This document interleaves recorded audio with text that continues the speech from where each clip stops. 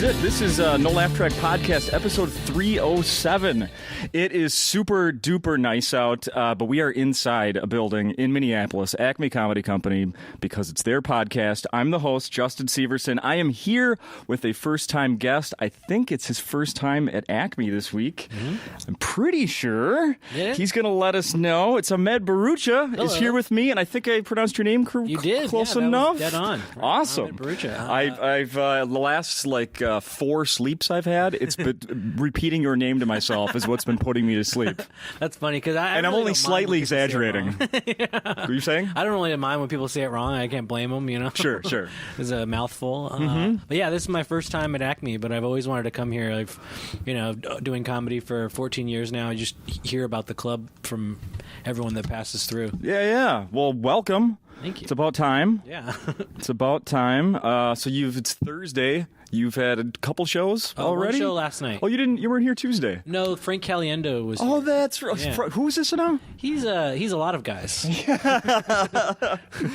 That's right. It was the second of the 2 Caliendo shows this week. Yeah, that was cool. I saw that he comes. Does he come here just drops in whenever? Oh, it's been a while. I mean, it was 2 weeks ago, and then before that it's been years. Oh, okay. Yeah, because when I looked on the calendar I was like, oh, he was here a few weeks ago too. That's cool. Yeah. No, it's kind of a fluke. But yeah, that's right. So how was last night? Just one show in? How was it? Yeah, it was crazy. For a Wednesday too, I was not expecting, usually you do a show on a Wednesday, you're like, it's going to be a light crowd. It was full crowd. It was great. Right.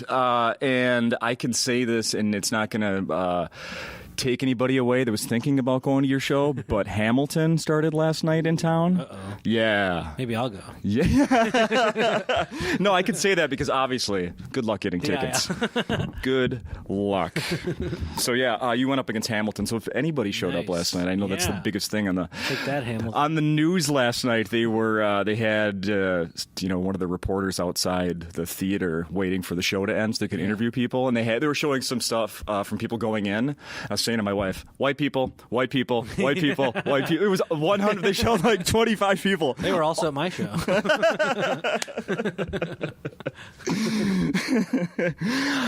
We have a lot to talk about because I've been doing my research on you, and you're a busy fella. Yeah, you got some stuff. Mm-hmm. But since you've never been on this podcast, of course, we should probably talk about a little history of where you started, how you started, and that type of thing. First of all, I want to ask you, Minnesota. Before, besides Acme, mm-hmm. when anybody would say Minnesota to you, what came to mind? Hockey, Mighty Ducks, because I was a big hockey fan when I was a kid. Okay. Minnesota North Stars. Yeah. Oh. Yeah. Are you sucking up to me by saying North Stars? You don't need to. No, I remember. I was actually trying to get maybe I'll try to get a jersey while I'm here or something. That'd be cool. Yes. An old Minnesota North Stars jersey. I just saw a guy with a really cool North Stars tattoo the other day. Yeah. Really? I'm not against that. Not against that at all. I even played pickup hockey today, and there was some guys with jerseys out there. Pickup hockey? Mm-hmm. What do you mean you played pickup hockey? Yeah, at the Paradise Gardens or something, Parade Gardens. On skates? Yeah, I brought my stuff. What? I figured there'd be hockey here, so I brought my stuff with me. Really? Yeah. I grew up loving hockey. My dad's a really big hockey fan. Uh-huh. He's from Pakistan, and he just for some reason. Of course. Well, I make the connection. Yeah, I can make that jump. Yeah, of course. So I grew up playing hockey and was excited to come here and play. Everyone was pretty good, actually. I have done, like I said at the beginning, this is 307 of these podcasts.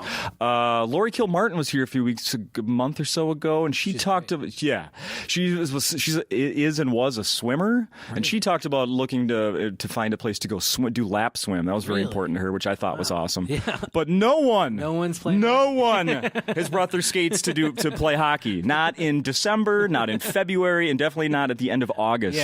Yeah. I heard that's not the best time to be playing. Wow. So do you just call? What did you do? Call around? Hey, where's there a game? I googled pickup hockey, and I only found one place, but they're having it 3 days in a row. But then I went there today, and they said they're closing tomorrow because they're fixing stuff or whatever. So I brought all my stuff. Hopefully, I can find some other spots. No shit. Yeah. Yeah, there's a lot of rinks here too. Oh, that's for sure. So many came up on Google. Yeah. Yeah, I was like, wow, that's That's a lot of rings. And during the day, was it like at 5 a.m. like before noon. these guys had to go to work? At noon, yeah. Or their lunch break, I suppose. Yeah. Wow. Well, that's super cool. Yeah, it was fun. That's super cool. Who was your hockey team growing up? Who did you follow? The Kings. I grew up in California, so I loved Wayne Gretzky and the Kings. And then I moved to Rhode Island, so Boston's also kind of a second team. And then I married a Detroit fan, a Red Wings fan, so now they're kind of in there too. I like the Wings as well. Oh, okay. Yeah. Right on. No kidding. What position did you play? In high school, I played center mostly, but now I'm just D because I'm too fat for forward.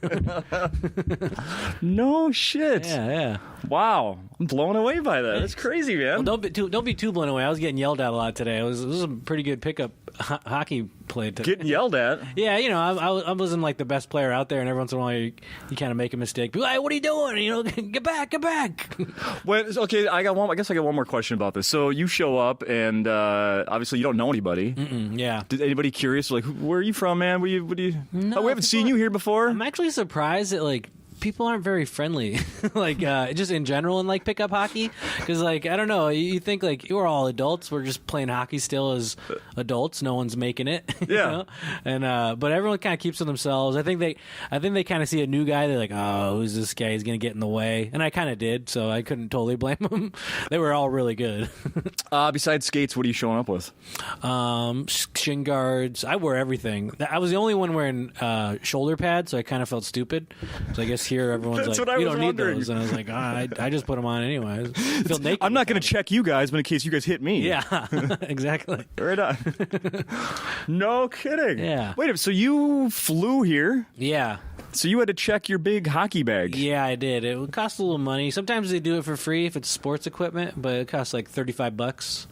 So round trip it'll be $70. Okay, so let's. Did you perform anywhere besides California, like last week or the week before? Yeah, actually, I went to. Well, I didn't perform, but I went to Michigan with my wife for 2 weeks. Okay, and I played hockey there. But there, my brother-in-law, he has like all the stuff. Oh, sure, you have family there. Yeah, I just put on his second set of gear. Okay. And it's a little tight and awkward, but make it work.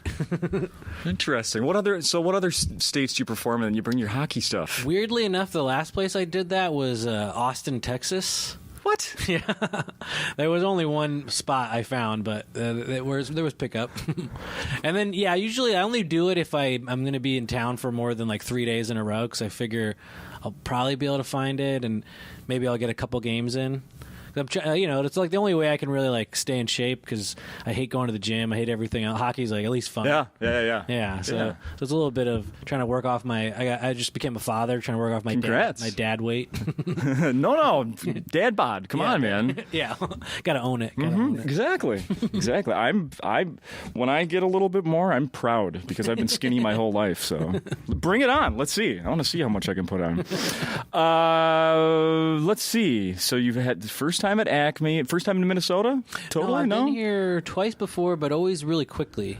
Yeah, just like maybe like a day, and then the only thing I've really seen is the Mall of America and some waterfall I saw, which was really nice last time I came here. I don't remember, but it was in the city nice. here. I think so. Probably. Maybe not too far out, or yeah, that's the only thing I remember from last time I came. Okay. But this time I walked downtown. It's really nice. It's a really beautiful city. Yeah. Yeah. Hell yeah. Right on, man.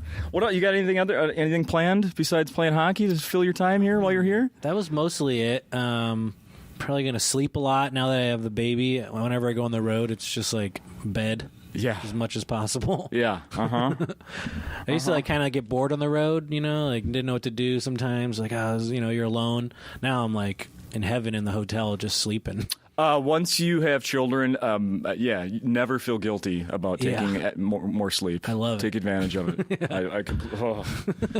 If you only knew. Let's get my ex-wife on the phone, and we'll call her and ask her about how much I used to like to nap.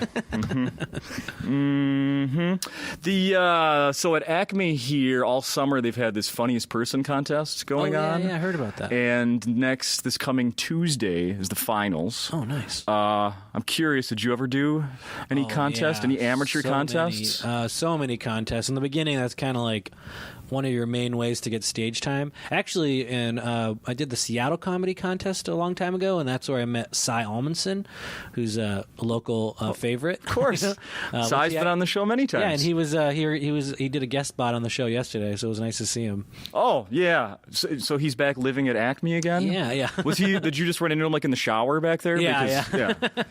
Sometimes he moves was sleeping in on the couch. Yeah, that happens with Cy sometimes.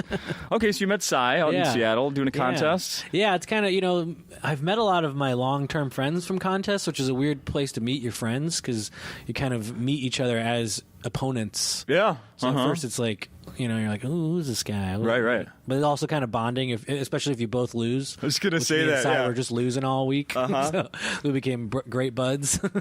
Sure, nobody gets the alpha spot, I guess, right? Just you and me, man. Yeah. Fuck the man. Hacks, yeah. These guys don't know talent. Yeah.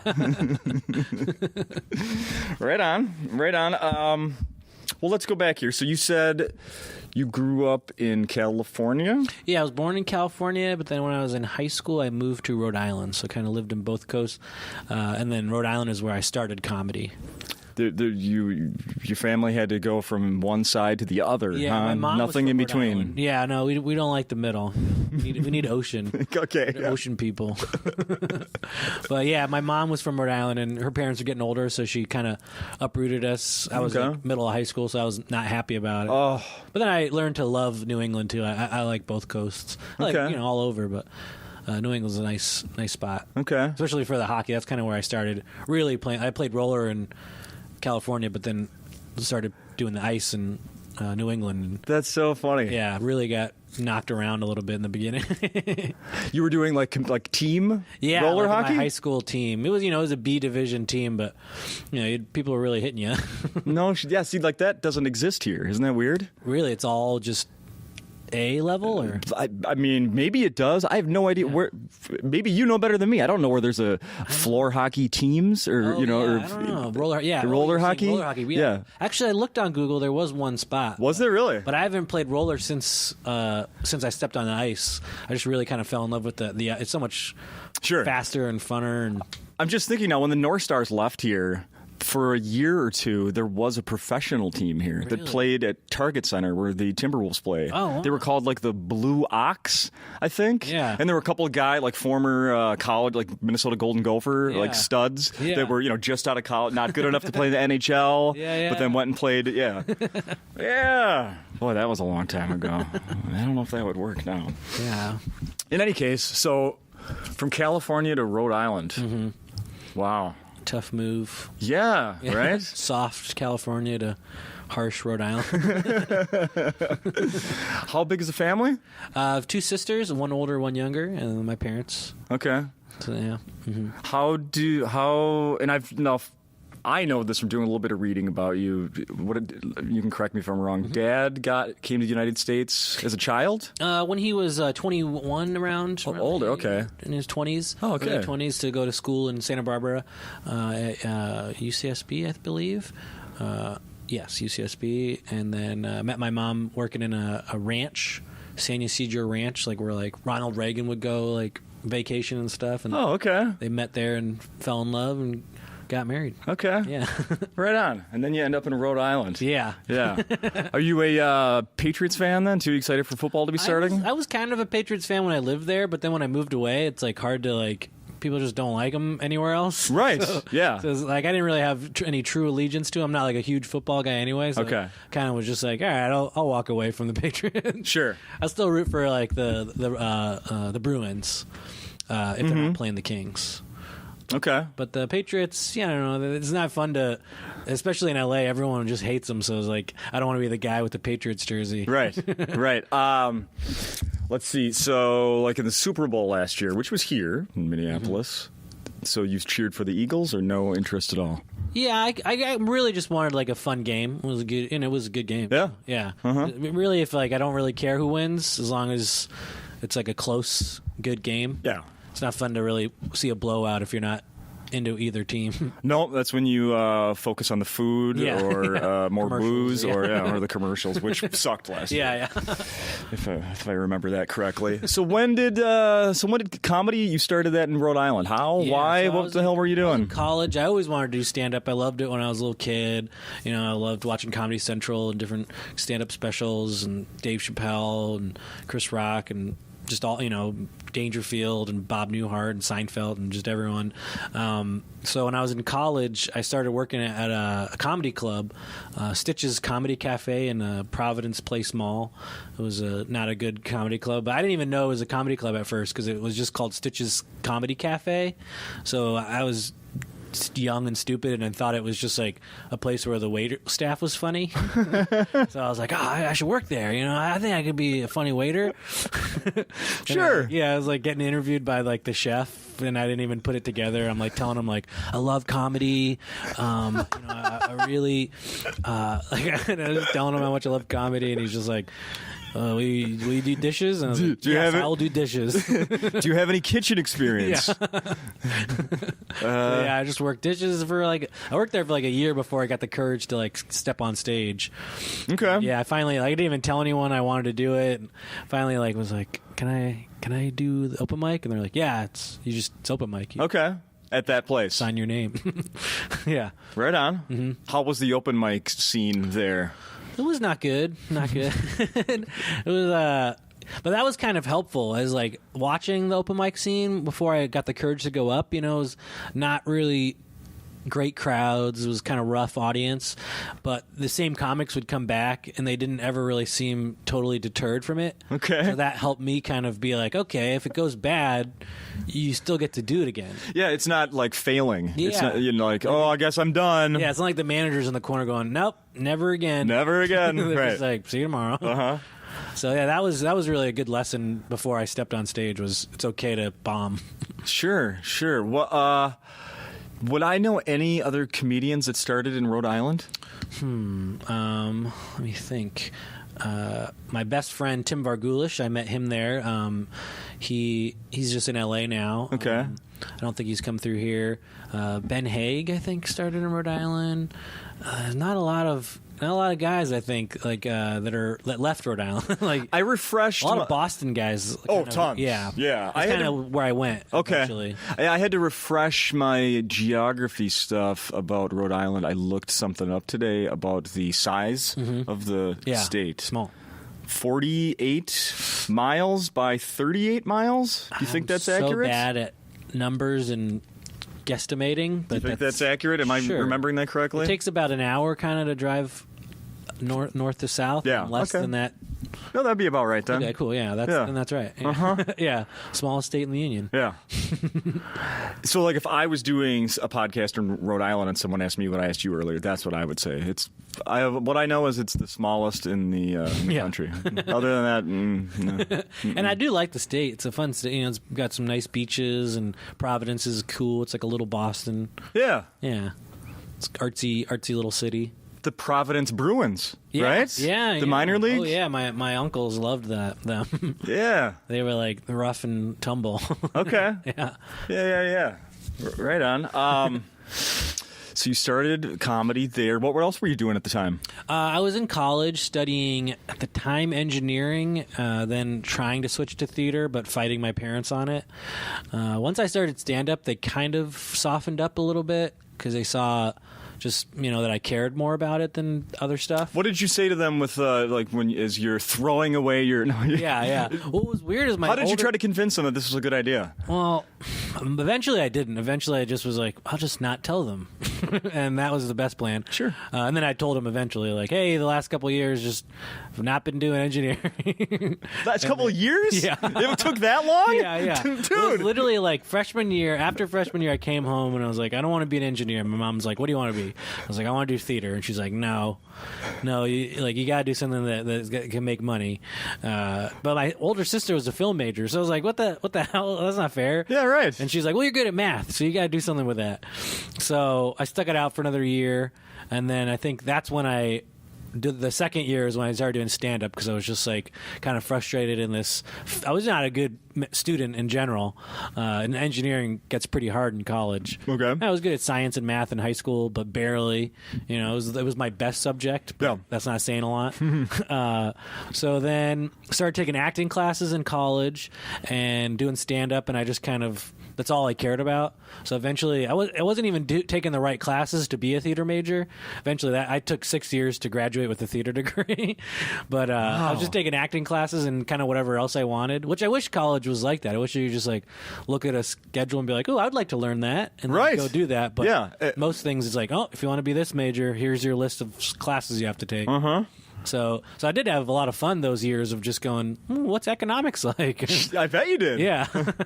But then, like, my second senior year, I was like, okay, I got to figure this out.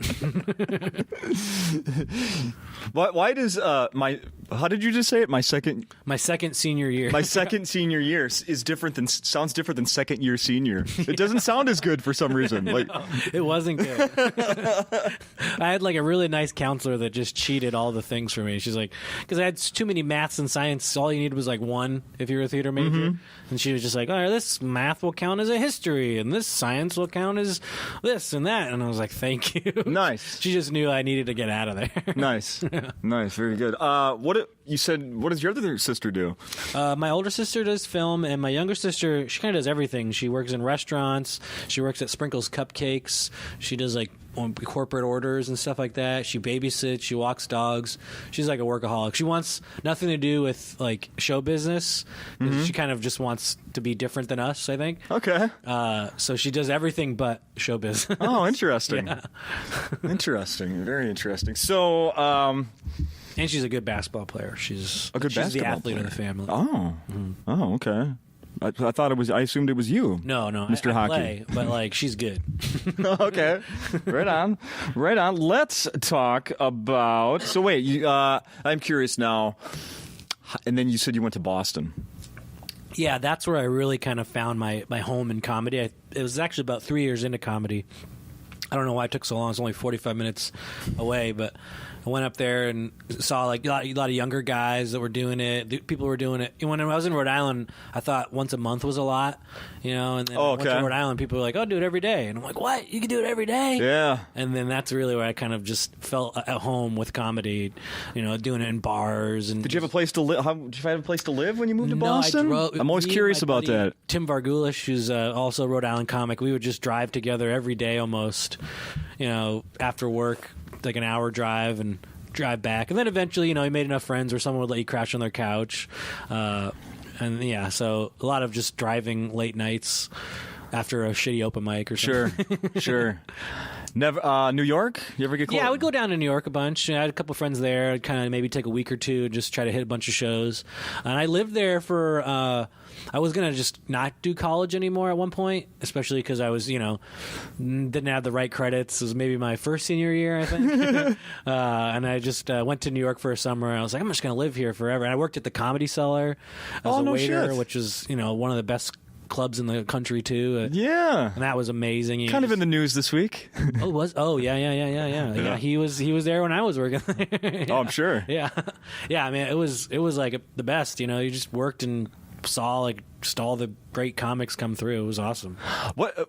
I've been there once, and I know from what I know of the place, it's open like super late into the right. Oh my God. What kind of shifts did you do working at the Comedy Cellar? It was rough. Like you'd get out maybe 4 o'clock, 6 o'clock, and I lived You're talking about AM, right? Yeah. And especially depending on the comic, there was a couple comics that were just notorious for like when you knew the wait staff and he was closing, you'd be like, it's gonna be a long night. This guy's gonna run the light. They're good comics. You don't want to say anything, but you're just like, I want to go home. Yeah.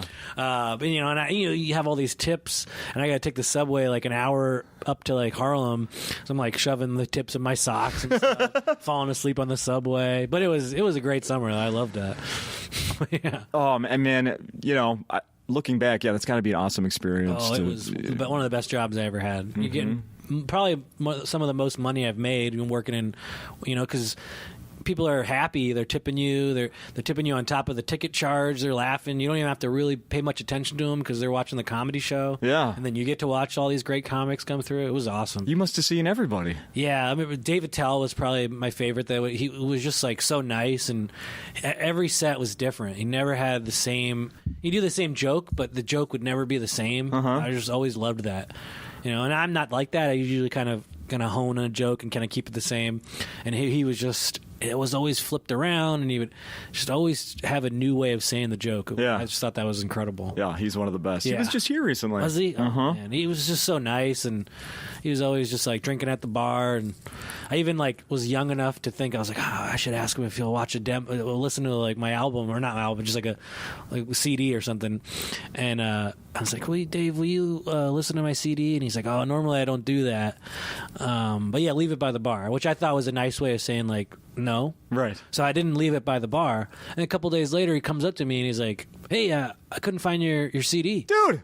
Yeah, he followed up on it, and then he watched it, and he gave me nice advice. He was just like, keep doing it, keep writing, and I thought that was really cool. No shit, Yeah. That's awesome. Like later, I felt embarrassed. Like, why did I ask him to? What was I hoping for? But I mean, that was kind of the what I was hoping for was just a nice, keep doing it or something. Yeah, right, right. right. So how do you blow off younger comics to try to ask you for advice? Do you tell them just to leave it by the bar? I like embarrassingly love advice. It's like probably like I like it even more than doing stand up is I like talking about stand up. Good. So when younger comics want to talk stand up, it's like I'm like, yeah, let's do it. Yeah. I'll talk hours about process and usually I think the best advice is you got to do it your way. Yeah. I don't know what I'm talking about. When along those lines, when you get into like a taxi or an Uber, Lyft, etc., and they're like, "Hey, what do you do for a living? What are you doing in town?" Do you tell the truth? I do tell the truth. I've heard people say they just lie, but I kind of feel weird lying, so I just usually say, "Yeah, I'm a comic, do comedy, going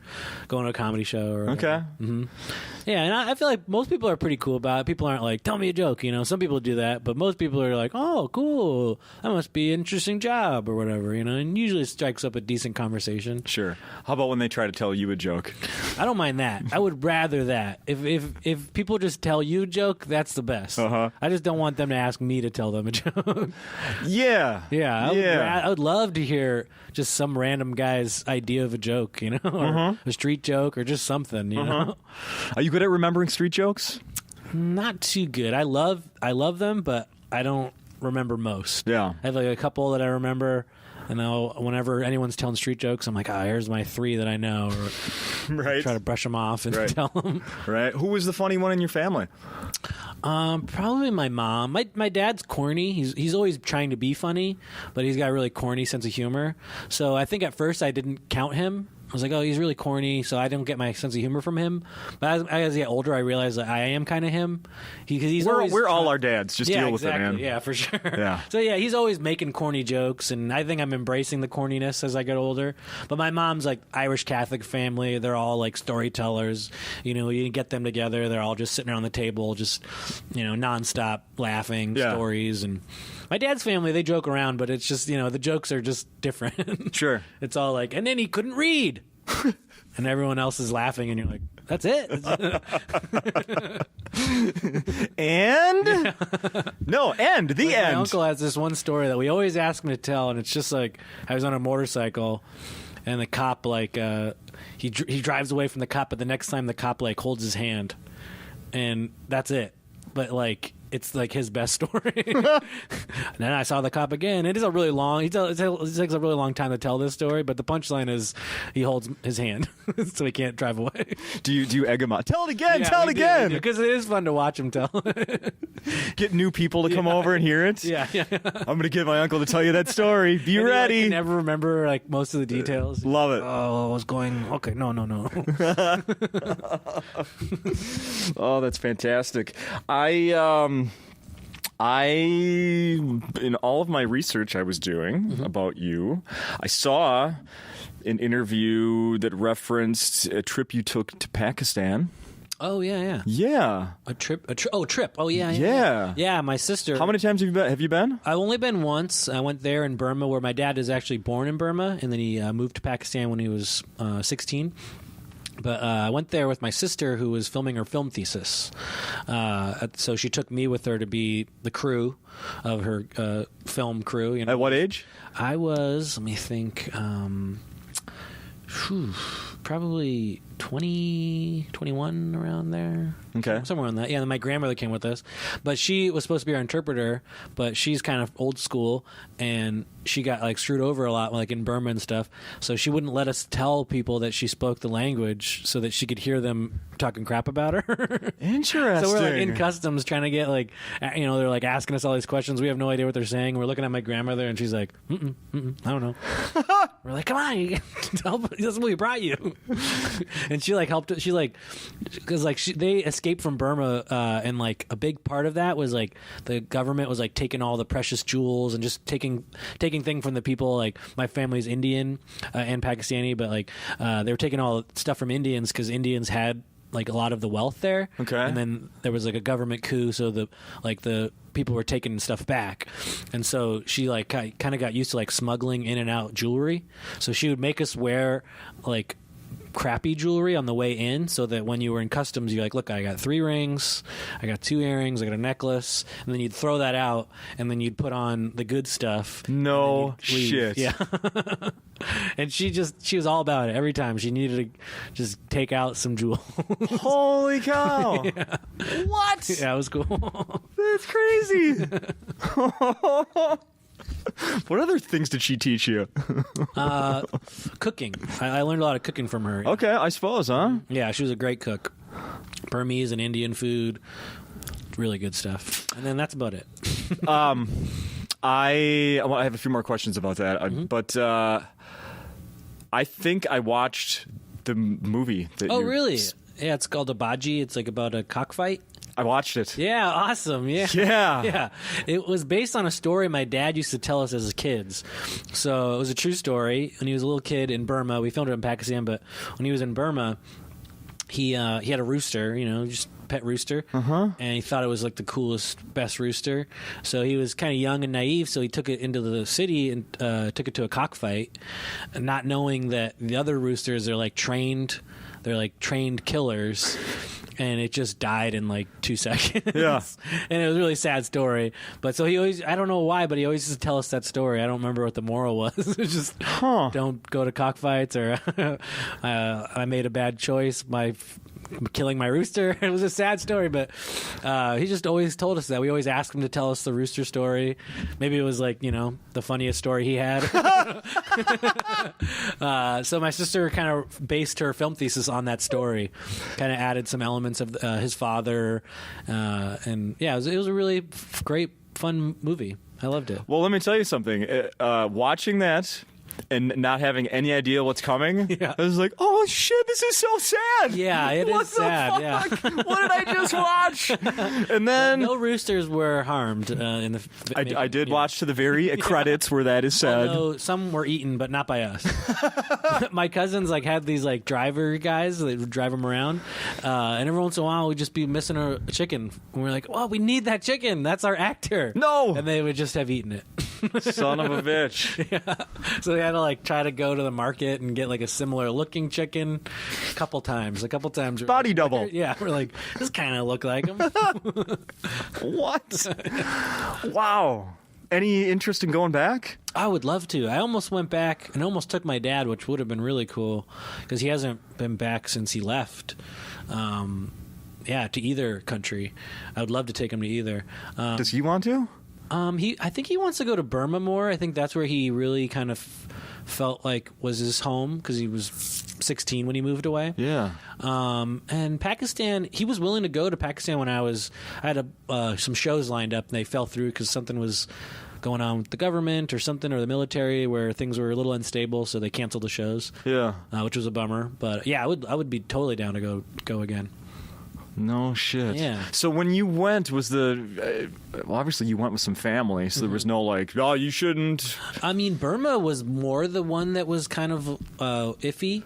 Because like Pakistan, especially if you had like American passport, people kind of were cool with you. You'd be like, look, I'm from America. They'd be like, oh, cool, nice, we love America. Okay.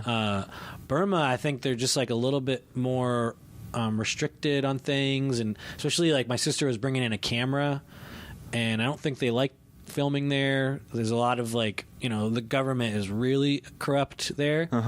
So yeah, that one was a little bit more. But my grandmother, she was like, we're going there. Okay. Now, I'm curious, like growing up, how did you know much about those areas of like, was it talked about at home? No, I mean, in school, it's not really taught, right? No, my dad wouldn't say too many things. I mean, I had some cousins that lived there, so they would tell stories, mostly that you could stand on the roof of cars. That was like, I remember a lot of people would. Of course, that would stand out to a kid. Yeah, that sounds amazing. Pakistan is great. You can stand on the roof of a car while it drives. You're like, okay. And like, no one's following. When you drive there, it's like chaos. Like, no one's following the traffic laws. You kind of just get to a red light, and it's more of a yellow light. A yellow light is just like a green light. Right. And like, no one's staying in their lanes. And so, like, my cousins would always brag, like, oh, there's so many less accidents in Pakistan. But it's because, like, you can't go very fast because everyone's constantly like worried that someone's gonna come crashing into them. Sure, it's like a school of fish. Yeah, you have through each to be other. like alert. Yeah. So that was crazy there. I didn't know that much about it. I'd say, my dad. I didn't even know that he was a refugee.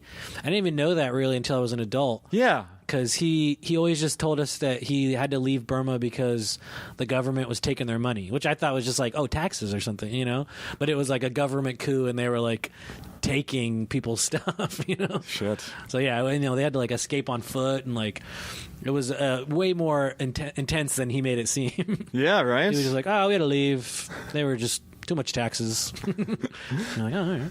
Yeah, a little more serious than that. So how close do you, like in 2018, where we are now, how close do you pay attention to what's going on over there? I mean, Burma, there's some really horrible stuff happening with like the Rohingya Muslims. They're like ethnically cleansing. It's like genocide right now. It's like really intense. That's like the most I know right now about that. Okay. Like the military's doing it, and they're trying to pretend they're not doing it, but they're clearly doing it. But the government is afraid of the military because they've taken over so many times. So there's kind of this like, I don't know, no one's doing anything, and they're just burning these villages down, and it's really sad. Jesus.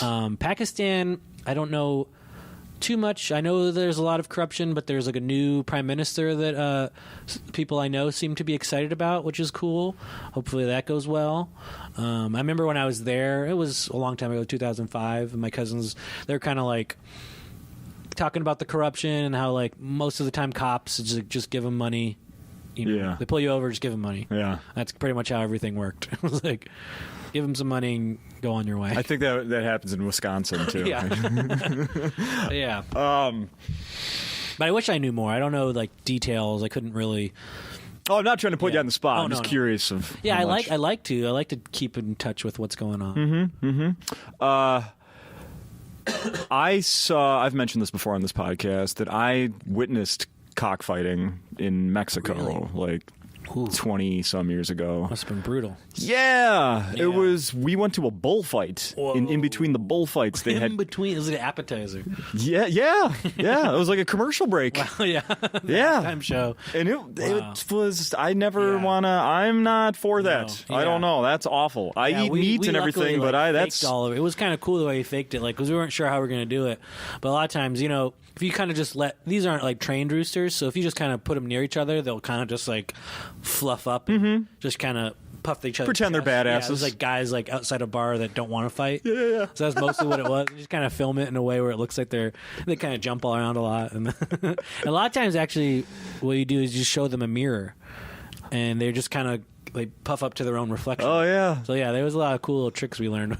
Oh wow. Yeah. And then like to make them look dead, we just like tied their feet, which is how you buy them in the market, and they just lay there. So like they're just like, all right, my feet are tied. I'll just lay here. Chicken trick, everybody learned just there. If you ever want to fake a cockfight.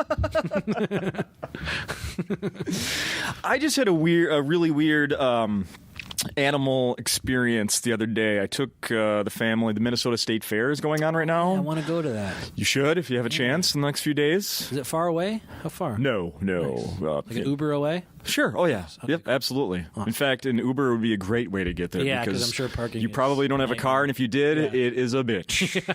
Yeah. In fact, our new quarterback here, Kirk Cousins, for the Vikings, he tweeted he was trying to go to the fair the same day I went on Sunday, and he didn't get in because he drove his caravan over or minivan with his family and couldn't find a parking spot. And went home and said, maybe another day for the Cousins family. I feel like he could just get out of his car and be of course he could. Else park this? Oh, hell, you kidding me?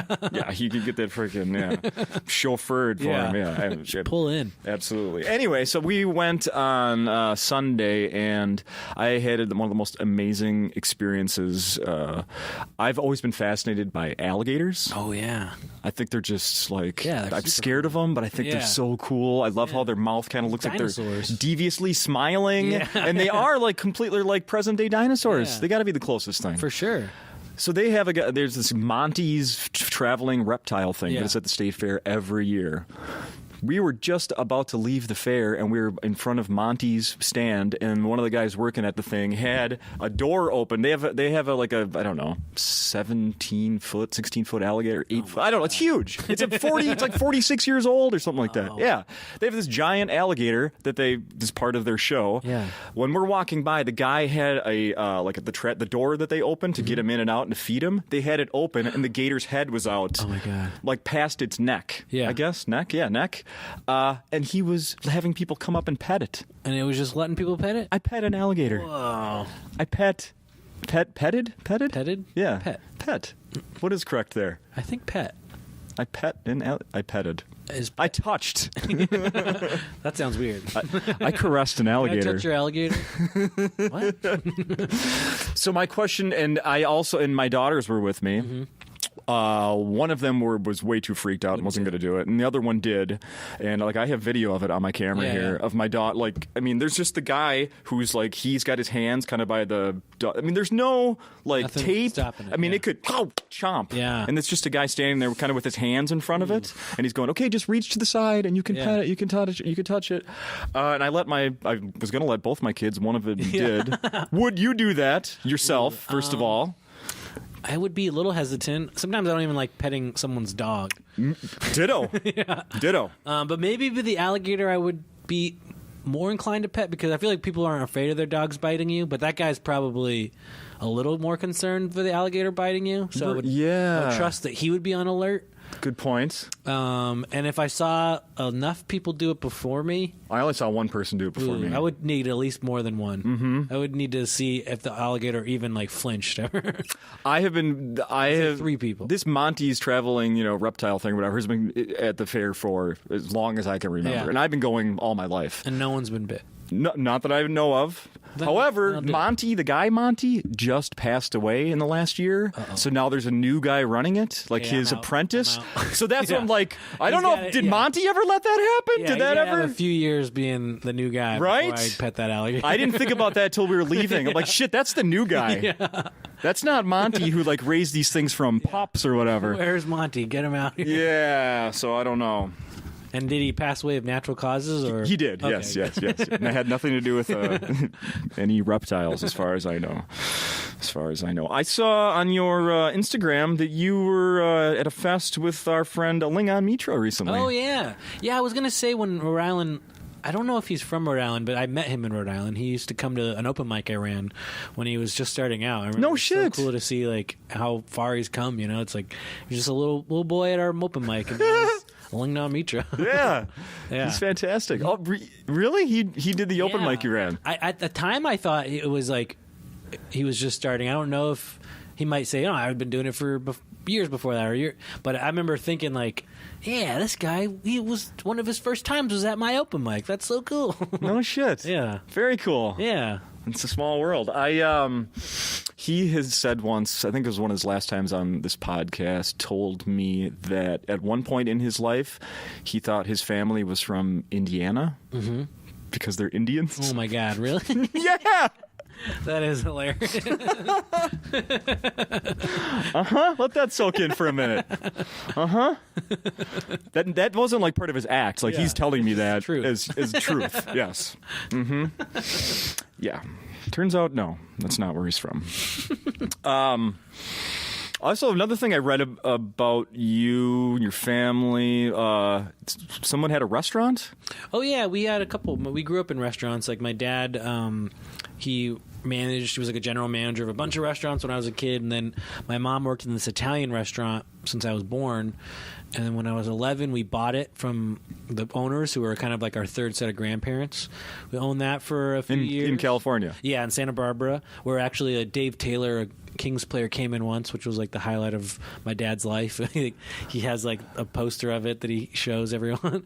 Nice. And then we owned that restaurant for a few years, and then got out of that, and then owned a Mexican restaurant for a little while, and then got out of that.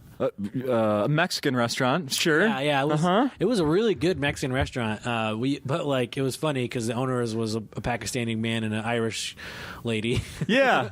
And it was in a Mexican neighborhood, so it was kind of the odds were a little stacked against us. But but it did pretty well for a little while, and then the restaurant industry is just so hard that my parents they just sold it. Sure. We got out of owning the restaurant. Okay. But we grew up in the kitchens and washing the dishes, and my sister would run the register. My mom was the only waitress for a while. Oh, okay. So yeah, I was basically there after school every day. Yeah. Mm-hmm. Yeah, I've experienced washing dishes at a few different restaurants. Certainly not a glamorous job. No, it's not. No? Yeah, just getting other people's leftover food all over you. Mm-hmm. Yeah. Mm-hmm. But it's thrilling, too, though. I do... Sometimes I miss a little bit of restaurants because it's always like it's a high you get. Yeah. You know, it's like the rush. There's like when I was waiting tables at the Comedy Cellar upstairs where there's not the comedy club. Yep. That is like an intense New York restaurant. Mm-hmm. And there is something about it where when it's going well and you're getting the tips and it's just, you know, everyone's moving and it's kind of this well-oiled machine. Yeah, hopefully. for sure. Yeah. So I miss that part. But yeah, it's a lot of work. Yeah. So restaurants, last job you had? No, let me. I think the last job I had was an Uber driver. Oh, Uber driver. Yeah. Well, that can't be that long ago. No, not too long ago. Yeah, a couple of years ago. Yeah, driving Uber. That was like the best when because I quit a job before that to go into comedy, and then when I ran out of money, kind of got Uber back in there, and that was perfect because you could still you could go on the road whenever you wanted. No one was mad at you if you took a day off, so it was perfect. Well, here I am asking you if you lie to Uber drivers. Well, of course, man. You probably got some code of ethics. Yeah, actually, before I tell them a comic, I usually tell them I used to be an Uber driver. Yeah. That's a better conversation. Yeah, sure, right? Then they just complain about Uber, and you're like, yeah, I know, what the fuck? Oh, yeah. Yeah. The number one thing I always ask Uber drivers is like, where do you pee? Because when I was an Uber driver, that was the hardest thing. Yeah. Usually I just had to eventually jump out of the car and pee in the bushes somewhere. Sure. Because you just the timing is never right. Yeah. You're just you pick up someone, you're like, I kind of have to pee. Then by the time you drop off them, maybe you get another ride. You're like, oh no, I just got to pee somewhere. Yeah, no kidding. I had a job once doing deliveries around the Twin Cities, delivering, it doesn't matter, windshields, car windshields. Oh, wow. And to places that Where'd you put the windshield? Installed them. The installation companies have these big boxes actually outside their buildings, and you just kind of slide them in between these. Oh, wow. Yeah. Anyway, they stay safe, but same deal. I would start early in the morning and be by myself all day. Yeah, I knew the best bathrooms at Target. Oh, nice, Target. If I needed to poop, Target. Yep. Mm-hmm. Target. Stay away from a gas station, obviously. Yeah. Nope. Yeah, no. Target's where it's at. I want to talk about your album. Sure. Called Almond Badootie. Not the smartest title to be found. But yeah, it's a play on just people saying my name wrong. Sure. I wanted to call it Almond Bird Shit because that was what someone called me once. Mm-hmm. But I changed it to Badootie because I figured I'm actually mostly clean too. So I thought if I put bird shit on the title, people wouldn't know that it was a mostly clean album, and they'd just maybe be like, hey, people that were looking for that might not listen to it. And then people good point. that were looking for something a little more dirty, and I'm like, this guy's too clean. Good point. How can I ask this? How you're at Acme right now? How much of the album is being performed right now? I'd say still a good majority. I'd like to, I'm trying to cycle in new stuff, but especially when I go on the road, you're just like, I just had a kid too. I got some new stuff about my kid and some stuff here and there, but I'd say still like 80% or less, maybe 70%. Okay. Yeah. Just trying to get rid of it, trying to shed it, trying to shed the old album. Yeah. A kid can keep you very busy. Oh, yeah, so for sure. I can definitely understand. You have a son? A son, yeah. Yeah. He's 1 year old. Right on. Next week. Next week? Or a couple weeks. Okay.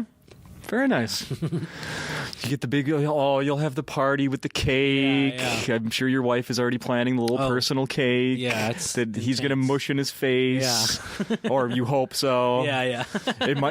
Sometimes they end up being a complete letdown where they're just like, they don't even want to touch it. Yeah. Like, no, come on. We all want to see you get dirty. Will eat anything in front of him, so he'll probably eat it. Oh, okay. Yeah. All right. That's good. We try to give him you see a lot of videos of kids eating a lemon for the first time. Yes. So I'm filming him eat this lemon, and he just ate it, and he now he loves lemon. Oh. And I was like, what the hell? You can't have lemon out when he's eating, or else he'll just not eat anything else. You got to get him on that. He's one. You got to get him on that YouTube show where people eat the peppers. Yeah, and then yeah, I will. I'm a big spicy person, so he'll be in there soon. Whenever I get the go ahead from the doctor, I'm going to give him some spicy stuff. I listened to your album. Oh, thanks. Very funny. Thank you. Very, very funny. Let's see. So I don't want to give away any of your jokes. I just want to say this, that the ceiling fan. Oh, thanks. So funny. I was listening in my car. That track ended, and I played it again. Oh, awesome. Yeah. Thank you. So super funny. Awesome. I haven't played it yet for my wife. I'm looking forward to it because I know she's going to think that's really funny. And so that one's really good. Awesome. If people don't know what that is, there's a track on your album where you talk about ventriloquists. Oh, yeah. Yeah. Have any heard it, and are you on some sort of list of? Surprisingly, have had no ventriloquist backlash. No backlash whatsoever. No, not yet. Okay. But if enough But here, like I said, they're cowards, so I don't think they're gonna. However, where do you live now? Los Angeles. Okay, if you woke up some morning at your house in Los Angeles and there was a puppet freaking looking in your window, I would be scared. You would be scared shitless, right? Uh-huh. Yeah, actually, my aunt used to have this doll, Emmett Kelly, and it's kind of like a hobo, like a vaudevillian guy. And it was scariest looking puppet because he got the black painted on beard thing, and a red clown nose, and for some reason he didn't have any clothes. And I remember one time sleeping over at my cousin's house, and he's just in the shelf in the closet. And I just couldn't sleep because he's just staring at me. I don't like any kind of ventriloquist doll. You just made me think of my grandparents had a stuffed squirrel that was holding an acorn that they had up on a shelf. It creeped you out? Yeah. Yeah, when we would stay there, it was in the same room as a mini grandfather clock. Okay. So of course it's. Oh God, yeah. So that keeps you awake, and then you look up and there's the freaking stuffed squirrel staring at you. You can't have my acorn. Another one I don't want to give away, but if people are coming to the show or listening to your album, look out for your joke about crows. Oh yeah, that's holy shit. That is hilarious. Thanks. Holy shit, man! So funny. I also people who haven't seen it, you did a Conan set a few years ago. Mm-hmm. Conan, and just did a Colbert set. How awesome was that? That was great. Yeah, it was a dream come true. I've always wanted to do a late night set, and it was surreal. It was so cool to walk out there and crowds pumped up, and Did they film it and then sit on it, or were you week of? Conan, it was the night of. With Colbert, they filmed it and sat on it for a few months. So that was a very different experience. Yeah. You kind of I was like, what? I don't even remember how it went. Were you telling people that you did it? Oh yeah. I mean, my wife posted, I think, a picture which some people were like, oh, he did it, and then when it came out, I was like, I'm on Colbert tonight. Yeah. Did you watch it live? I did, yeah. I was in Austin, Texas, where I was playing hockey. And it was just one of my buddies that I met in Rhode Island. He lives in Texas now, and I was just watching with him in a bar. But it was fun.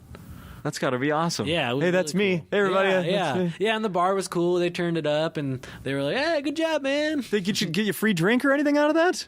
You know what? They didn't. Now I'm thinking about it. Son of They a owe me a free bitch. drink. Yeah. I was just happy they played it, but yeah, they should have got me a free drink. Yeah. Huh. How was Stephen Colbert? That he wasn't there. Actually. Not at all? Yeah. They did it like that, huh? He takes Fridays off, so he does 2 shows on Thursday. So I think they kind of just shoot whatever they can on the Friday. So they'll shoot like comics and musicians. Okay. So that was a bummer that he wasn't there. And they kind of didn't let you know, so you kind of just had to put it together. You're like, I don't think he's gonna be here. Every other person that comes through like around a curtain or something, it's gonna. Oh, it's another. I was like watching a couple of the like sets before on like YouTube, and I started noticing like early on, people would walk out and they'd have like this big wide shot of the comedian and over their shoulder Colbert, but then like towards like as they went on, you stopped seeing that shot. Yeah. Oh, he's not there. He's not there. Interesting. So I like still fake looked at the desk, and gave him a nod, like, make it look like he's there. Yo, that's perfect. But yeah, Conan was there, and that that does it makes the experience like it was really cool. Like I watched Conan. Yeah, of course. Since I was a kid, and it was very crazy to have him walk over, shake your hand, let me come over to the couch. That was cool. He talked to me. Yeah, it was fun. Awesome. Yeah. I saw, and you're like the second guest I've had in the last month or so that appeared at Comic-Con this summer. Yeah, that was crazy. I had Brooks Whelan here, who does a voice on. I saw him there. Yeah, he were does like next to each other. Big Hero autographs. 6. Yeah, fucking A, man. He just happened to sit next to us, and we're like, "Hey, what the hell is Brooks?" Awesome. And then he asked us for one of our signatures. So cool. Yeah. And go ahead and say why you were there. So I'm on a show called Dream Corp on Adult Swim. It's a kind of a deranged psychedelic comedy, workplace comedy that takes place in this dream therapy center where patients come in and we kind of go into their dreams to try to solve whatever issues they have, like impotence or smoking cigarettes or claustrophobia, whatever they have. And so the dream element is animated. It's rotoscope, which is like you film real people and then paint over them. Yep. It's really beautiful. Yeah, it's cool. Animation, yeah. And then I'm in the live action part. I play the nurse that administers all the drugs and then also takes all the drugs. So I'm just this like kind of whacked out drug addict nurse that's constantly just eating food in the background. Yeah, it's such a fun show. And Comic-Con was we filmed a second season a while ago. It just hasn't come out yet. And we're working on, I don't know, hopefully working on the third season. I'm not sure when I can officially say that. Sure. But yeah, so second season should be coming out in the fall. And that second season is like just amazing. Like the first season was fun and like really good show, but the second season I think just blows it out of the water. How many episodes? The second season is 14. The first was 6. They're 15-minute episodes, but I think like the director, he just kind of made the show he really wanted to make the second season, I think, and it's just really fun. I'm excited for people to see it. And like, I apologize for not knowing his real name. Uncle Rico? Yeah, John Grise. Oh my God, yeah, Uncle Rico. He's also Laszlo from Real Genius. Yeah. For the older crowds. Wait, that's it is? Lives in the closet. Yeah, dude, my mind is blown. Are you kidding me? Yep. Yeah, and he's in like, like now knowing him, you realize he's in so many things. Actually, at Comic-Con, he was gone at this point, but we were at a bar and we were watching this movie. We couldn't figure out what this movie was, and jokingly, one of our producers says, "Well, John Grise is probably in it."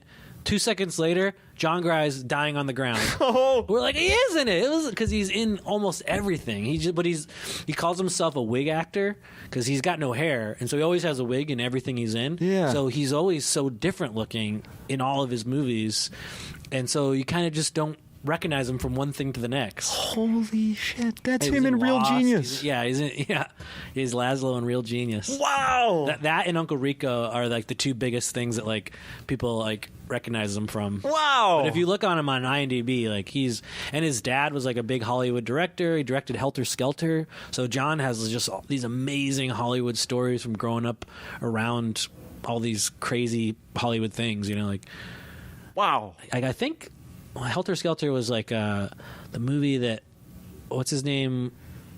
John Wayne Gacy or who? Charles Manson? Charles Manson was trying to kill. I think he was trying to kill John Guy's dad or something when they killed those people, but it was at the wrong house or something. That's possible. I'm pretty sure that I heard John telling the story of someone else, and I was like, wait, what? Like, your dad was supposed to be murdered by because they did kill an actress. Yeah. So I think his dad was like targeted. Holy shit! Yeah, and he has like just so many stories of.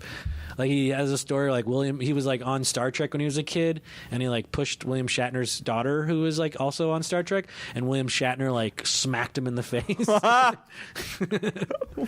Yeah, he's got a bunch of crazy stories. Wild. Wild. And Stephen Merchant is... Yeah, he's one of the producers, and he voices the robot on the show, and he's just hilarious. Like, freaking comedy genius. Oh, I know. Like, we did the pilot, and Adult Swim wanted us to, like, rework it, and Stephen just... He just kind of comes through, looks at what we got, and gives like perfect notes, and everything he says, you're like, oh yeah, he's right. Let's fix it that way. Let's do this, and like because like in the pilot, I didn't have this drug addict nurse persona, and he kind of came through and just kind of gave us all jobs. He's like, everyone needs to have like a job. We were all kind of just scientists working in this lab, and then he kind of just made it more specific, where it's like you're the nurse and you're like the tech person and you're kind of working on the psychology. Okay. And so it kind of just really made it feel like an office comedy where everyone has their little thing. Yeah. Mm-hmm. Wow, yeah, man. It's just so funny. What I'm gonna check the time here. Oh my goodness, I should let you go here. What? Let's quickly here. We should wrap this up. You have a sketch group. Say something about. Give that a little attention here before we're. So that's like one of my favorite things I've ever done. I moved to LA. Jack Robichaud and Ryan O'Flanagan and two other stand-up comics that I met out there who are also fellow New Englanders. We just kind of three guys that just started making stupid videos in Jack's apartment, and we started putting one out every Monday. We did that for 3 years, and like Comedy Central picked us up, put us on their website, and we wrote a couple pilots for them. Never got filmed, but that was fun. Mm-hmm. And now we're still just kind of putting out videos and pitching different ideas to whoever will hear them. Right on. Yeah, and then they're like my best friends now. They're in my wedding, but yeah, it's fun. It's just basically all the sketches we just think of in the moment and film it pretty simply. We just show up to Jack's house with like 3 shirts, and we're like, what's in the fridge? And then we're just like, all right, this is sketches about what's in the fridge. Like the one I watched, someone must have been eating popcorn. Yeah, that was the most recent one. Mm-hmm. Yeah. I was watching it. I'm like, okay, I'm trying to I could maybe guess where this is going. No, Yeah. Not exactly. Yeah, not exactly. That was actually kind of funny. Was we made that, like, we were gonna make these things for Funny or Die, but we kind of are just like 3 idiots that don't go through the right process. We're supposed to like send them the ideas, but we just filmed it anyway because we just like showed up at each other's house. Let's just film something, we'll send it to them, and they were like, this is kind of treaded upon territory. And we're like, yeah, I know, but this is a stupid video we made, and they were like, we're not gonna put it out, so we just put it out ourselves. But it is like you're saying, like, it's not exactly how you think it's gonna play out, right? But it is like popcorn on a dick. But not exactly. Yeah, it's a different dick. Yeah. Is there anything else that you're working on that people should look out for? Or you selling that? Do you bring the album along? You sell it at the shows here? After the shows, you could also buy it on iTunes. Really want people to check out the second season of Dream Corp. The first season's on Hulu. Mm-hmm. But even if you don't watch the first season, second season will still make sense. So Sweet. Check that out in the fall. And just keep watching Dead Kevin on YouTube. Okay.